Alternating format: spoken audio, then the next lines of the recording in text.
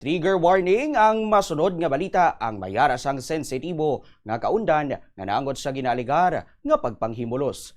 Gintugyan sa balay dalayunan sa barangay o kon sa baryo Obrero Lapus, Iloilo City ang apat ka mga menor de edad bangod sang ginaaligar nga paghimulos sa kaangay man nila nga menor de edad sa distrito sang Haro o kon sa distrito sang Molo. Natabo ang ginpahayag nga insidente sang Martes sang gabi, Abril 14. Ang biktima amo si alias Nene. Sa interview sang Bombo Radio kay Police Captain Ryan Christ Inot, hepe sang Iloilo City Police Station 4, iya ginpahayag nga sang amo nga adlaw nag-updanay si alias Nene kag ang isa ka menor de edad sa punong. Sang didto na sila, ginpahayag nga nagabot ang tatlo ka iban pa nga menor de edad nga barkada sang upod ni alias Nene kag didto na natabo ang ginaaligar nga pagpanghimulos. Suno kay Inot, nagpanugid ang bata nga babaye sa barangay official, kag ang opisyal naman ang nagreport sa pulis. Nadakpa ng mga kabataan sa ilaman nga balay kag nag-atubangay sila sa barangay.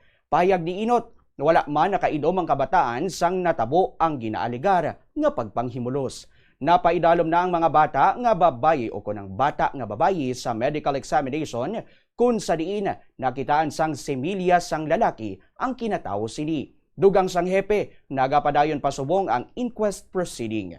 Ginpathag sini nga bahimo na gid nga mag-file ang panumbungon samtang yara ang mga menor de edad sa balay dalayunan kag pananglitan may desisyon na halin sa korte batok sa ila kag legal na ang ila edad. Mahimo na ini o kon mahimo na nga igasaylo sila sa pasilidad sang Bureau of Jail and Management o kon Jail Management and Penology.